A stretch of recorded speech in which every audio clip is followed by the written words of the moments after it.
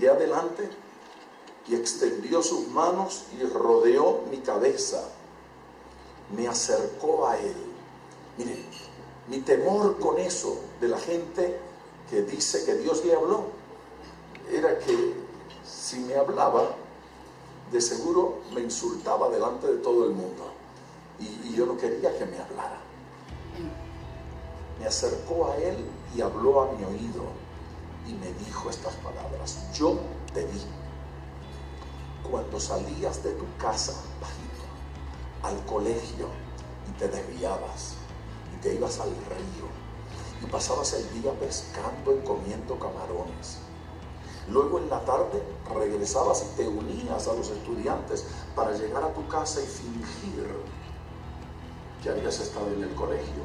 Yo te vi y yo me asusté y comencé a llorar y a temblar, no por lo que él estaba diciendo, porque eso yo lo sabía. Yo estaba temblando porque lo estaba diciendo bajito a mi oído. Y yo dije: Dios es bueno, no quiere difamarme. Eso a mí me impresionó. Dijo: yo te vi cuando ibas a la tienda de tu abuelo. ¿Cómo ese señor sabía esto? Yo nunca lo entendí. Ibas a la tienda de tu abuelo, tomabas una gaseosa, echabas una monedita y te llevabas unos cuantos dólares. Yo te vi y yo seguía temblando. Ese señor me separó de su cuerpo después de decir algunas cosas más que no las puedo contar. Me separó de su cuerpo y abrió la boca y dijo más: yo te digo hoy, y eso lo escuchó todo el mundo, serás ministro de mi palabra. Pero yo no había nacido de nuevo. Serás ministro de mi palabra. A mí eso me emocionó y yo estaba todo orgulloso porque decía: yo no voy a ser pastor, ni predicador, ni evangelista, yo voy a ser ministro de la palabra. Y yo me sentí importante. Yo nunca había oído la expresión, nunca había escuchado esa frase y lo escribí: yo voy a ser ministro de su palabra. Pasaron 3 años y no sé si esa palabra tuvo algo que ver con eso, pero había en la iglesia una viejecita que no sabía leer ni escribir y tenía una hermosa Biblia. Una Biblia grande, en piel, Biblia de predicador. Como ella no sabía leer ni escribir, yo se la robé. Porque pensé que a mí me iba a aprovechar más que a ella. Un tiempo antes yo me había quedado dormido en un culto. ¿Usted se ha quedado dormido en un culto alguna vez? Yo estaba dormido en la primera fila y sentí un codazo y una voz que me habló y me dijo: levanta tu mano. Era la esposa del pastor. Levanta tu mano. Y levanté la mano, no sabía por qué. Y el pastor dijo: Dios bendiga esa alma que recibe a Cristo. Y la iglesia estaba feliz porque yo me había convertido, pero no me había convertido. Me regalaron una Biblia y esa Biblia no me gustó. Esa Biblia que le regalan a todo el que se convierte, muy simple. Yo dije: ¿qué? Y esa Biblia la tenía por allí, no la leía. Pero ahora que me robé aquella bonita, fui y le regalé a la Biblia feita, esa se la regalé a la viejecita. Le dije: hermana, tenga para que tenga su Biblia. No le dije que yo tenía la de ella. Curiosamente, yo no había tenido deseos de leer la Biblia nunca de la manera en que me dio deseos de leer aquella, y comencé a leerla, pero apasionadamente. Claro, no entendía mucho. Algunas porciones las tenía que leer 10, 15 veces para entenderlas. Fui leyendo el Evangelio de Juan hasta tropezarme con el capítulo 14. Ese capítulo me cautivó. Aquello de que en la casa de mi padre muchas moradas hay. Si así no fuera, yo le hubiera dicho: voy pues a preparar un lugar para vosotros. Y si me fuere y os prepararé el lugar, vendré otra vez y os tomaré a mí mismo, para que donde yo estoy, vosotros también estéis. Y yo quería entender eso. Así es que llamé a mi tío, que era diácono, Eliseo. Estoy estudiando la Biblia, el capítulo 14 de Juan, y no lo entiendo. Y me dije: ¿para qué me llamas? Para que me ayudes. Dijo: llama al pastor, yo tampoco lo entiendo. Me dio el número del pastor y lo llamé. pastor, estoy estudiando la Biblia, capítulo 14 de Juan, y hay algo aquí que no entiendo. ¿Qué no entiendes? Bueno, yo quiero saber si la estoy interpretando bien. Allí dice que Jesucristo está preparando para mí una habitación en casa de su papá, y que cuando termine de prepararla viene a buscarme para que yo me mude con él a su casa. Y me dijo el pastor, dicho de esa manera suena raro, pero más o menos eso es lo que dice allí.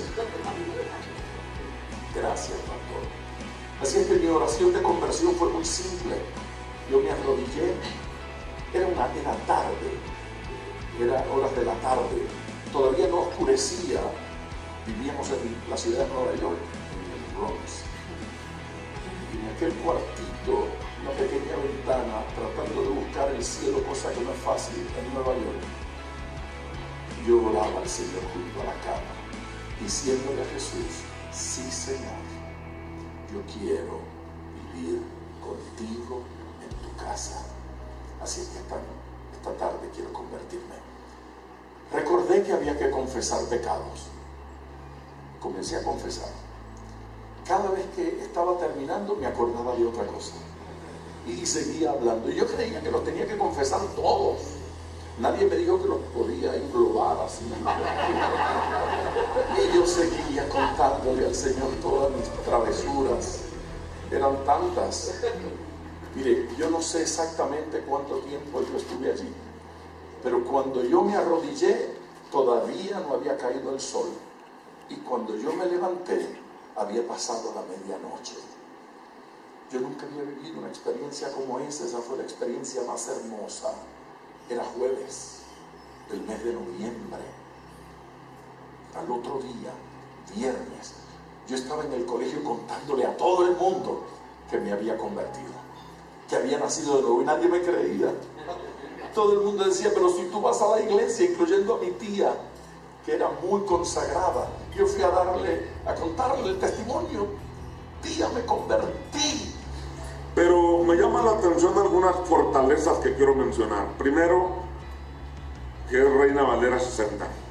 No sé cómo le hizo Galo para convertirse, pero es Reina Valera 60, ¿verdad? Las Sociedades Bíblicas Unidas también está preparando la versión juvenil con la Reina Valera contemporánea. Y ahora que ya aquí Compasión ha mencionado para los niños, pues probablemente la TLA sería una buena alternativa para hacer la edición para los niños, ilustrada de tal manera que los niños también se contagien de este aspecto. Pero hay algunas otras fortalezas que quiero mencionar. Una de ellas es, por ejemplo, que es una Biblia 100% latinoamericana. Y que estamos agradecidos con lo que le debemos a Europa y a otros países por lo que han hecho para América Latina, pero es tiempo que América Latina levante una bandera para conquistar a su propio continente. Se dice que es la fortaleza de la evangelización mundial. La Iglesia Católica considera que la Latinoamérica es su fortaleza. Ahora mismo hemos escuchado que las iglesias anglosajonas de Estados Unidos dicen que solo crecen por los latinoamericanos.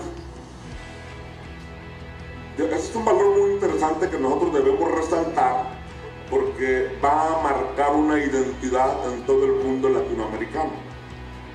Otra fortaleza que también se ha dicho esta mañana es que ahora es una Biblia que se va a traducir del español a otros idiomas.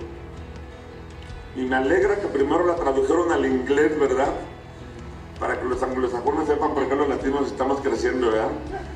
Y que de alguna manera eso les ayude para que no pierdan el ritmo de lo que es el evangelicalismo que una vez ellos nos enseñaron a nosotros. Y que lo creímos y lo desarrollamos, y que, bueno, ahí están las pruebas. También creo que la alianza que Vela está haciendo con la Biblia del Pescador o con Broman y Holman en este sentido del concepto 2020,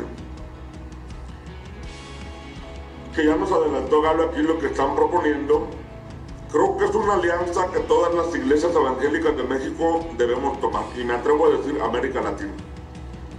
Es decir, que esta visión 2020 nos ayude, porque a veces nosotros decimos, somos más del 20% de evangélicos en México. Sí, pero se trata de que las estadísticas lo digan. Y para que las estadísticas lo digan, nosotros necesitamos hacer un trabajo institucional que lo demuestre fehacientemente.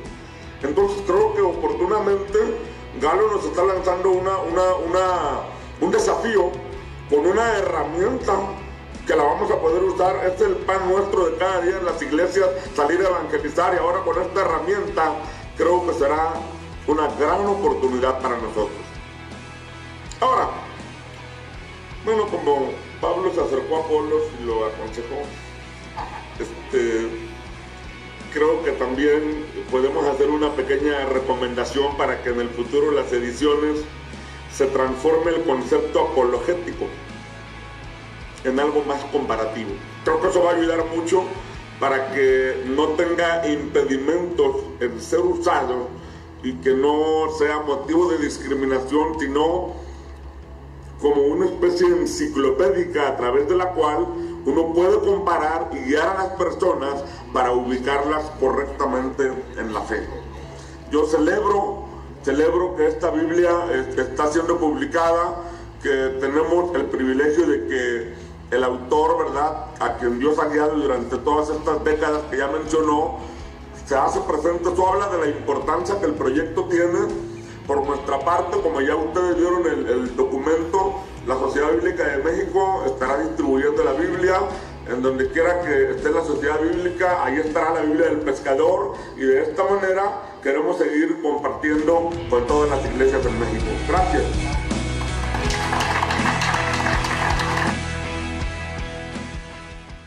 Vela es una institución sin fines de lucro, sin ánimo de lucro.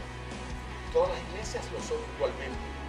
Quiero que ustedes sepan que Broadman & Holman es una institución sin ánimo de lucro, y todo el producto de la venta se reinvierte en obra misionera, en labor evangelística y misionera. No hay nadie enriqueciéndose en Broadman & Holman. Está bajo la sombrilla de las iglesias bautistas del sur en los Estados Unidos, que está muy bien supervisada para garantizar que cada centavo vaya a donde tiene que ir. Pero ya ustedes saben que todo esto cuesta, y por lo tanto es necesario financiar todo el trabajo. Eso que les contamos hace un rato de lo que está sucediendo con las tribus, las comunidades nativas e indígenas, y cómo se les está creando el lenguaje escrito, y se les está entonces enseñando su lenguaje para traducirle la Biblia, no la Biblia del pescador, la Biblia puramente, y enseñarlos a leer y escribir con la Biblia. Eso es un proyecto maravilloso, y allí estamos invirtiendo buena parte de los ingresos. Eso está en el centro de nuestro corazón. Amén. En la iglesia que pastorea el presidente de los pastores bautistas del sur de la Florida, el reverendo Humberto Cruz, amigo de algunos conocidos. Y cuando bajé de predicar, su esposa me dijo lo que yo no esperaba escuchar de nadie.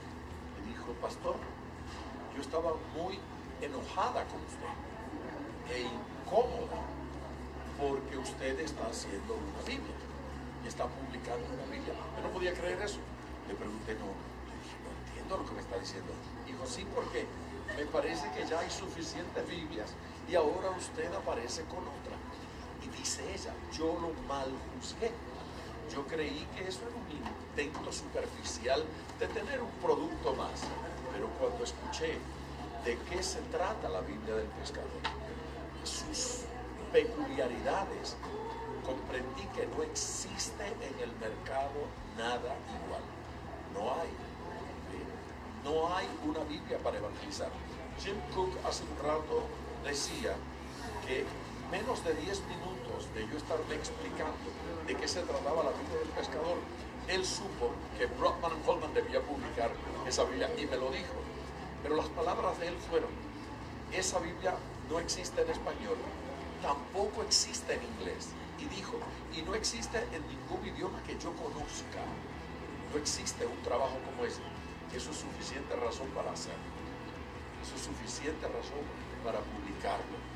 En la Biblia del Pescador, por ejemplo, en la sección de evangelismo, usted va a encontrar versículos apropiados para presentarle el evangelio a un pandillero.